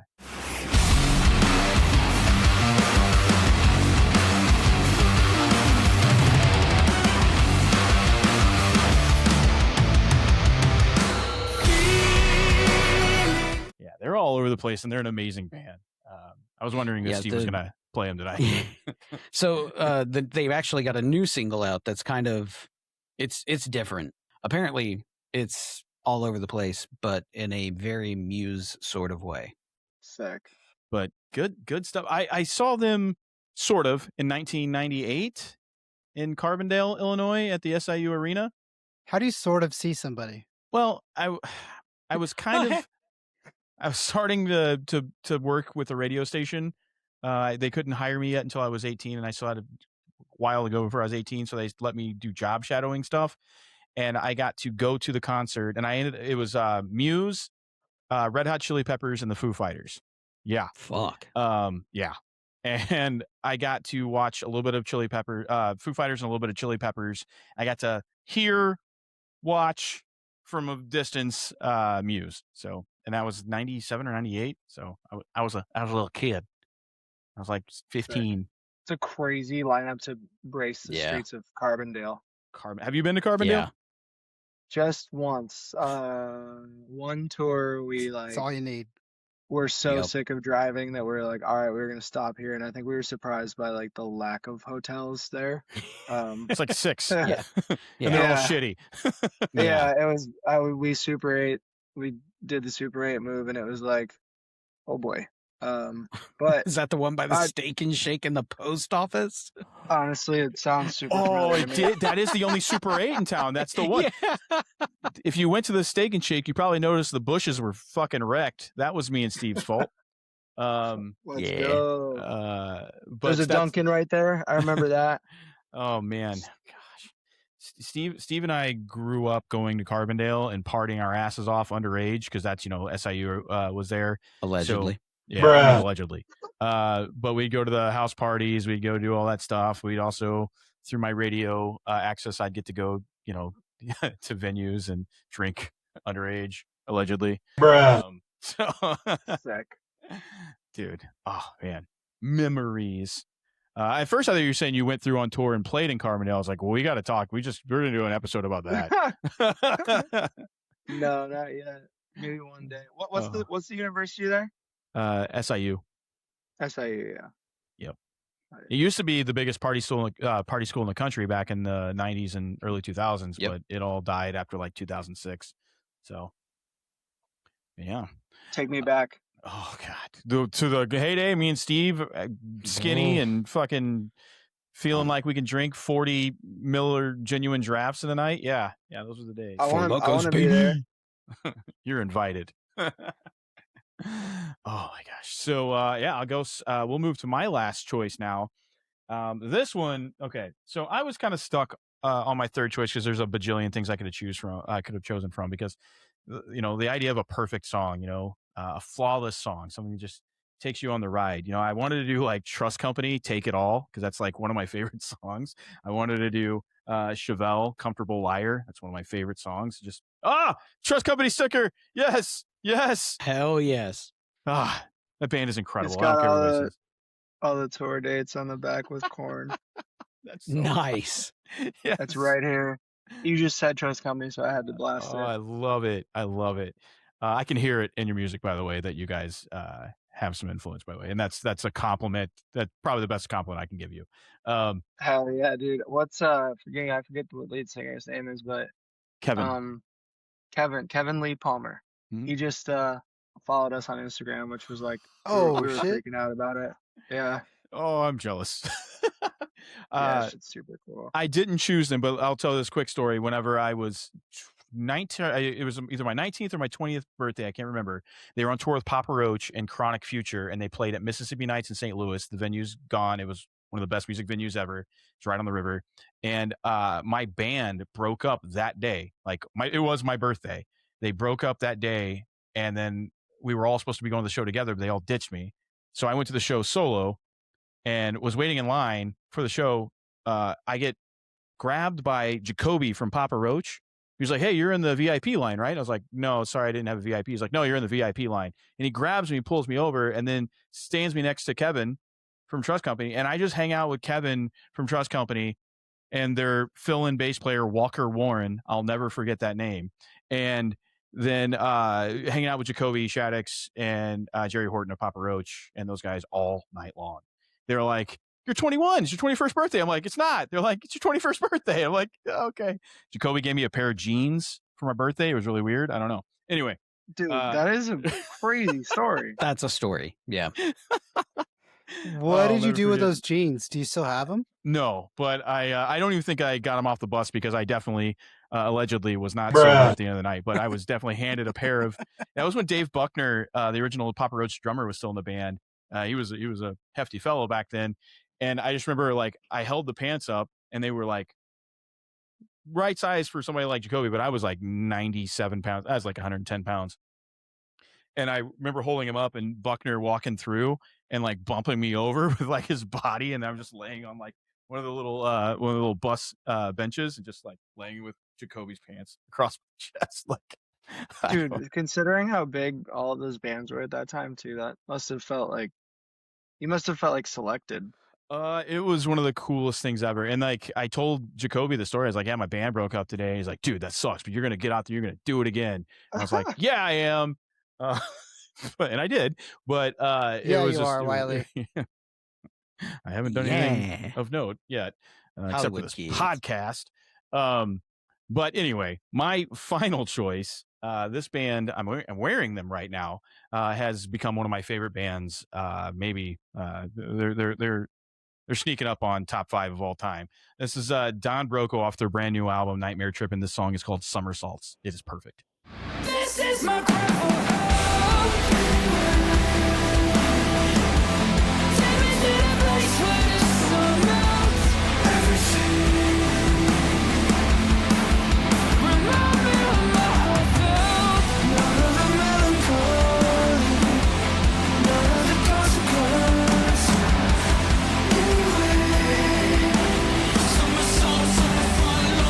God, I just love it so much. The song, That whole album. Yeah. that song, I've said this before, I think, on this podcast, but like I haven't chosen this as a song for a playlist yet. But you remember being a kid going to a pool party and like, you know, somebody's mom makes like some turkey sandwiches and they put Doritos inside of them and you're eating those next to the pool?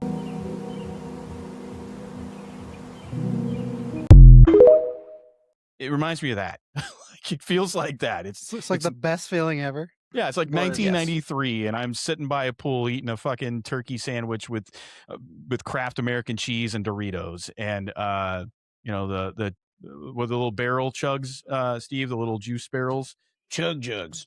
chug chugs, yeah, Little, Dude, that's what it little feels- buddies or whatever they were called. yeah, you know, and all these ones were something little buddies, I think, but yeah, that's what I had because I was po, but but it's like the hug that I always wanted that I never got from the dad I never had. That's what that song feels like to me. Like, Damn, dude. Does Don Broco owe you child support now? Like, Yep. they can pay me by $20. just letting me be at every show for the rest of my life.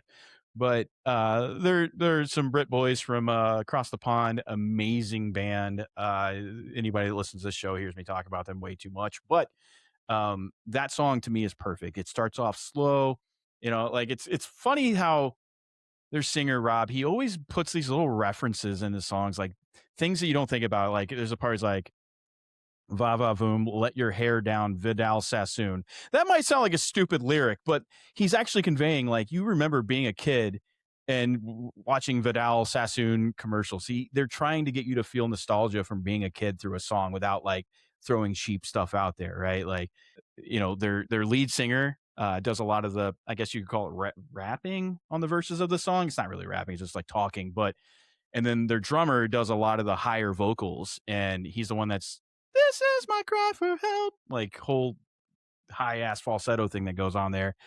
It just takes you through a ride, and I just think it's maybe the best song written in the last 10 years.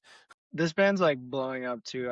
I can't believe like for how much I've heard their name in the last year, I can't believe they've been a band since 2008. That's wild. I just know that like I know that they did the song with Chad Kroger, right?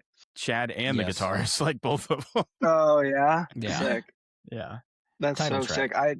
Now I have Tom Broca, I got Spirit Box, I got Funeral for a Friend. It's just weird. It's like it's so weird to know that there's so many good bands that they're just like right adjacent to the bands that you know and love. Like everybody knows those bands that they should be listening to or should have heard by now. And I'm coming on here and getting an education, man. I also love this show so much because the guests we bring on do that for us. Do that for me. Like I there's picked so many- some there's so many classics. times. I should have gone more like not. I don't obviously. I No, think all dude, the this songs is that I your picked are- episode, man. This is your pick. These are your songs. Like I haven't been down for the Laws. I really don't know the Goo Goo Dolls that often until unless Wiley talks about them. Like I haven't gone down those lanes. Filter I only know of because of Little Nicky. Like I haven't visited any of those guys, but I'm gonna be listening to them when I go through this fucking banging of a playlist, dude. We all got homework to do. I love it. All right. So we had some Don Broco somersaults. Mike, it's time for you to wrap this bitch up. This is a high pressure situation. I either ruin the playlist or I enhance things. Is it But Mariah Carey? you know what? This last It's the one Jeopardy actually. theme. This last one is. Oh my Imagine. god! Oh my god! That got bleeped. Oh, Delete that got bleeped. Delete that got bleeped. That's bleeped. Bleep it, Wiley. All right. Let's adjust the Taco joke. Bell gone. This Allegedly. last one is Mute Math Typical.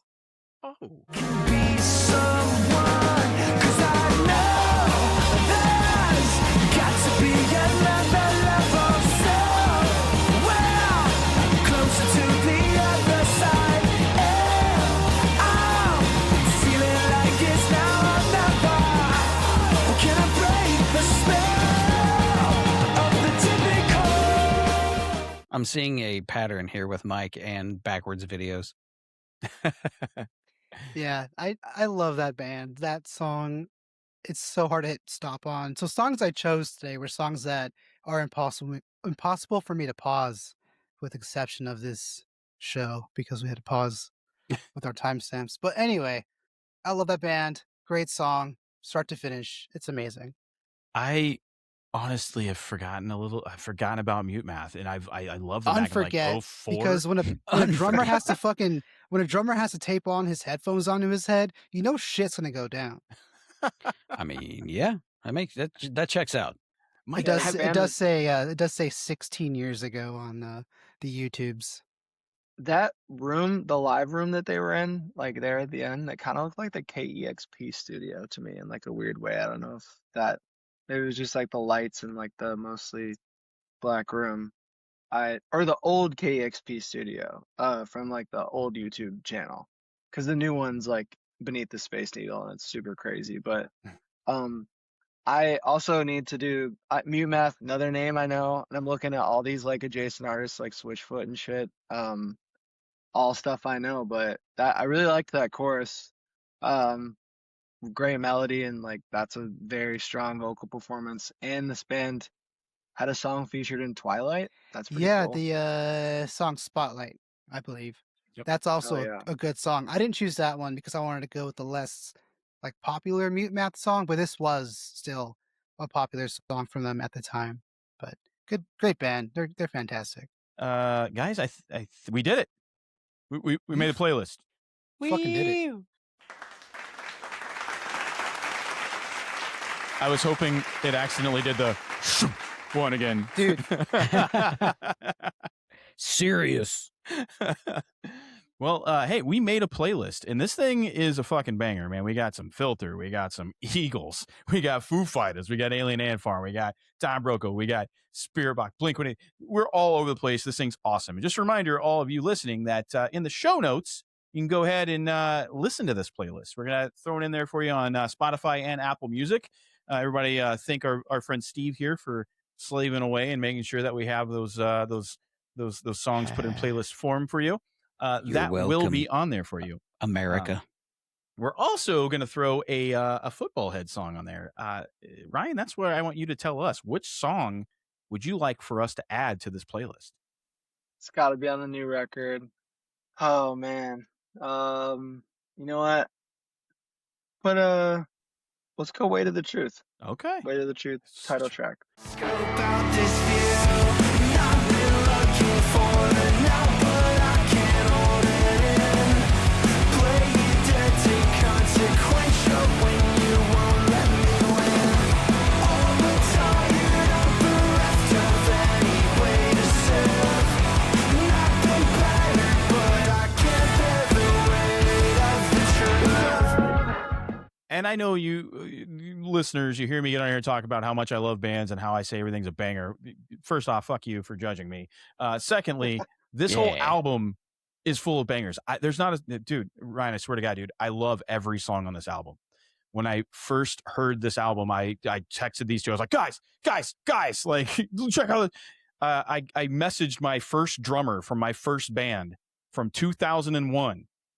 I messaged him and sent him your album, and I was like, dude, it's us when we were kids. Like, not to say that like you're writing kids music. I'm just like the inspirations and the energy behind the music, and it just felt so inspired and fun, and it was like, you know, you have like the almost like the Chino type vocals going over some of the pieces, right? Like you know, the vocal effect kind of stuff, but then you have like this upbeat, really heavy at times, but just you have that like ethereal, almost shoegazy type of thing in there sometimes, and with like the heavy hitting stuff. One of our best friends, he's been on the podcast a couple of times, his name's Bear. He was like, these guys like Hoobastank? Fuck yeah, man. Like, cause like he caught a little inspiration from that. And every song is a banger, and I just cannot express enough how everybody needs to just go listen to this album. And hopefully, thank you, man. Hopefully us putting a little taste in the playlist will also remind them to go ahead and just click view album and stream the whole goddamn thing. So as they should. Rip it. They should. But as a reminder, we are on the Instagrams. So get on there on the Instagram. You can go to playlitest.com as well, and you can listen to this episode, listen to any episode. Plus, we have all the playlists on there as well. You can also join our Discord and talk about all the music fun and funnery. I'm making that word up. Mike, Funnery. Yeah, funnery. Write that down. Mike is actually in the process of putting a little Patreon thing together for us as well. So we're going to have some of that goodness coming for you guys. But Yeah, all your little pocket change or lint you find between your cushions, you can just throw it at our faces. Just imagine you're pelting us with coins, Yeah. making it hail on our titties, and support us. Whoa. Hey, look, that's what Patreon's for, dude. We're going to show shit over there that we're not going to be releasing publicly. It's going to be an 18 plus Patreon, so stuff's going to happen. Apparently, we're starting OnlyFans. That too. Well, starting that too. We haven't told you about that. Yeah, one of the categories is where you just get to sit and listen to me. It's 90 minutes plus of me yelling at a TV watching the World Cup. So please get that one. It's fun. I swear. You'll hear me say things probably shouldn't. What that channel is called? It's called What It's Like to Be Steve's Girlfriend or Fiance. Sorry. Yes. It's called Footballhead. Soccer, football test. I tried. I failed. So we learned a little about the band earlier. Learned a lot about you through the music you brought to the playlist, Ryan. And again, what a banger. Talk to us now about what's coming up. What's happened in the world of Ryan and Footballhead? What's coming? Yeah, pretty wild that 9 days time we'll be on a plane to Amsterdam to go to Europe for the first time. Yeah, what a treat to be able to say that, anyone wanted to hear, this record and this music over there. That's just like, there's a couple different pinch me things that have happening, some things that are pinch me'd out that I can't even talk about yet. Just it continues to it's never linear with, your band, right? It's never every day is not better than the day before all the time. It's pretty fluid, but we've been incredibly fortunate that it just seems like this thing is slowly getting out to more people, and I just love the fact that I get asked to do stuff like this, and so does Snow, who's my songwriting partner in this band, one of my best friends.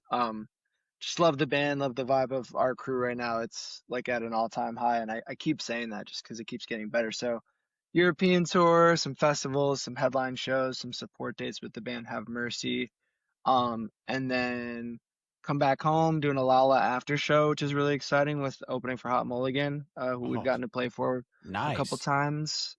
Yeah, so that's at the Metro. I can't think of a sicker. August 1st in Chicago. 11 p.m. We're gonna just blow the fucking roof off. And then Hot Mulligan will play. Are tickets still available for that? No. Fuck. I would have flown in and came because I love the Metro and I love Hot Mulligan and obviously you guys. So I would have flown in. Yeah. I mean, if you're ever serious about that, we can talk later about. No, I will come if I can find tickets. I will be there. Not even a doubt. My last show super that I funny. Oh wait, what was that? What were you gonna say? Last two shows I saw there, one was Finch, the one before that was Glassjaw. So sick. Yeah, I want to. So sick. Yeah. Yeah, I have so many. I used to work there part time. When I was a younger man, doing promo and ticketing at G-Man Tavern, which is attached to it, the smaller bar. But gotten to see some amazing shows there. And we actually haven't played there since 2023, so it's almost been 3 years since we got to play there. And this show is going to be super cool. So we got the Euro Tour, Hot Mulligan, and then we're doing a 10-show tour with Greyhaven, who you guys mentioned. Yeah. Whoa. You just gave Mike. Mike's not going to be able to. He just ran out of room in his pants, is what I'm trying to say. Luckily, I'm wearing shorts. I saw them play last year in Chicago. I have a pen pal buddy, Tyler, who plays in this band Commoner, and their band opened the show. But yeah, the Greyhaven tour is announced. It is out. It is 10 shows, and it kind of goes upper Midwest down the East Coast. So unfortunately, it does not come to Washington State, Mike, which bums me out. But there's a couple more things in store for the year that have not been announced yet, that are really exciting. It's been a great year for our band, and like, I mean, no notes. So Oh shit, Greyhaven's playing November 6th in Seattle. That's my birthday. there you go. Want me to come see you for my birthday, Mike? If you want, yeah. Come on up. Fly north. Dude, that's so sick, dude. I'm so fucking happy for you, Ryan. I know that I just met you today, but last few months of listening to your band has been absolutely phenomenal for me, and I'm excited about the things you guys. Wiley already liked you. He now loves you. So there's that. Just watch It's out true. for him, okay? It's true. Well, yeah, no, it means a lot that you guys wanted to have me on. And Wiley, has anyone ever told you kind of look like Ken Andrews, the singer of Failure? I've never gotten that. I have gotten the singer for a Funeral for a Friend before, but I've never gotten that. But that's You kind of look I'll like take Ken it. Andrews from where you're sitting now, and like you took off your hat for a second. You kind of have I his see it. hair. No, You're you're a right. younger man than he is.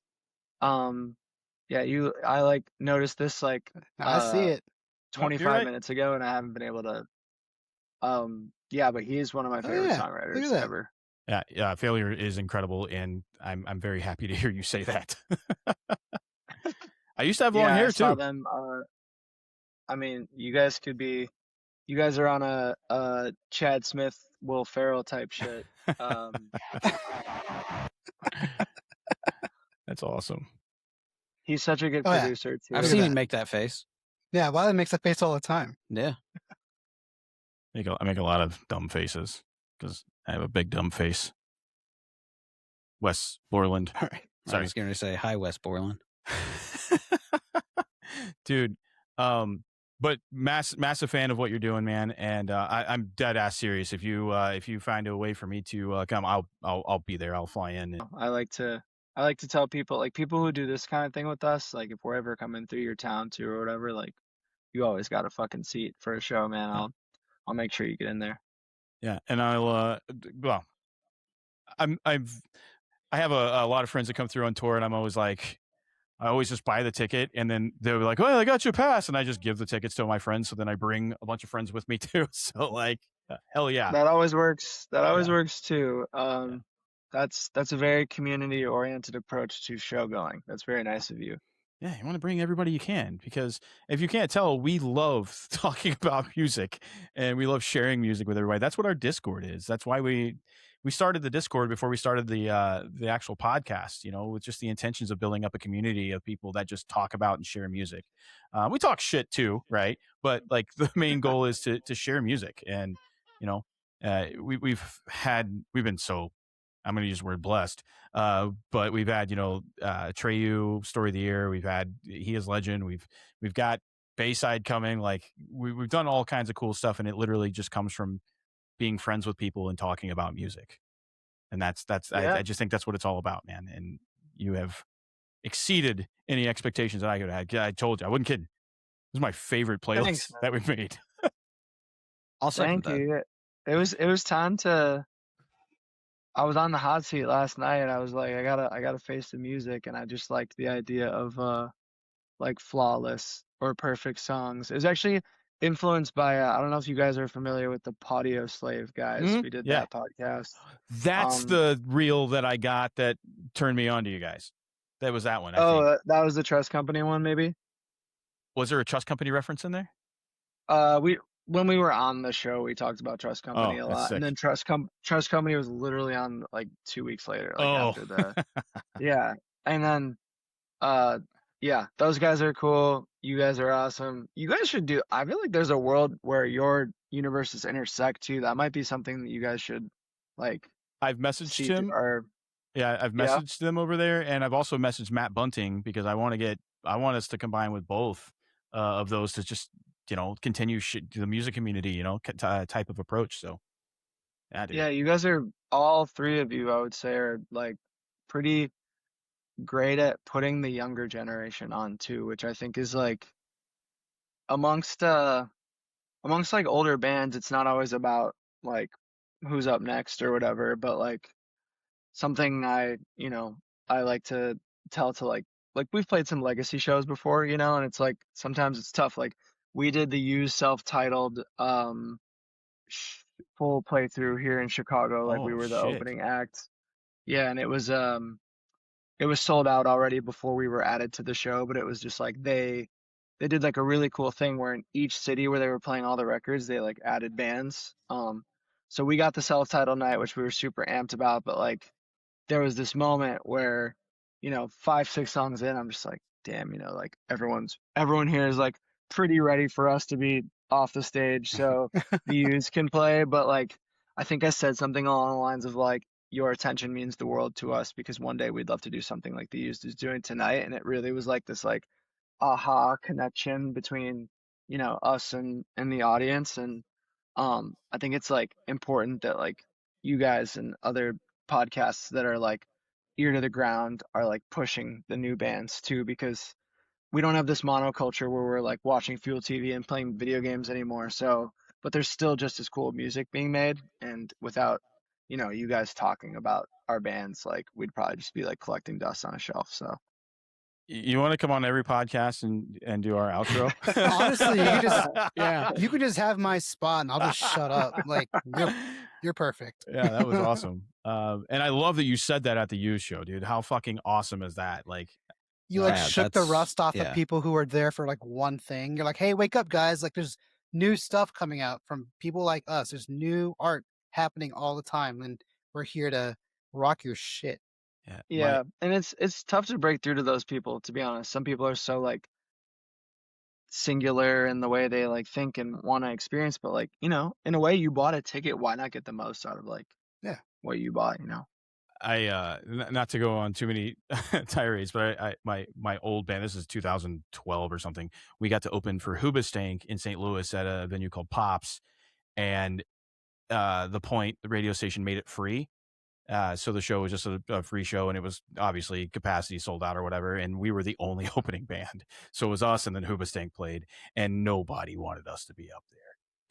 Yeah, so you resonate with what I'm saying then, for yeah, sure. it's just people like, this is not the reason, bro. Get the fuck off the stage, like so much pressure. It's a lot, but we just look at it like everybody gets the same show, you know what I'm saying? Like everyone, no matter if there are like 5 people or 555 people, like we are going to deliver. Like we're gonna read the room, of course, because we're not insane or psychopathic, but like we are going to we're gonna deliver you the same experience like every night, and that's hopefully, something that you deem elite or entertaining or somewhere in between. Because we love doing it and we know like the opportunity that we have, and that's just like if you can kind of convey that without saying it too, that's when it's best, right? That's if it hits non-verbally like that, like dude, you're set. Grand slam, walk off homer, whatever. But yeah, you got to give them consistency, and every show's got to be Madison Square Garden. Yes, dude. It's a great way to look at it. Yeah. Ryan, you are a very humble and badass dude. I am excited for you guys to take the fuck off this summer.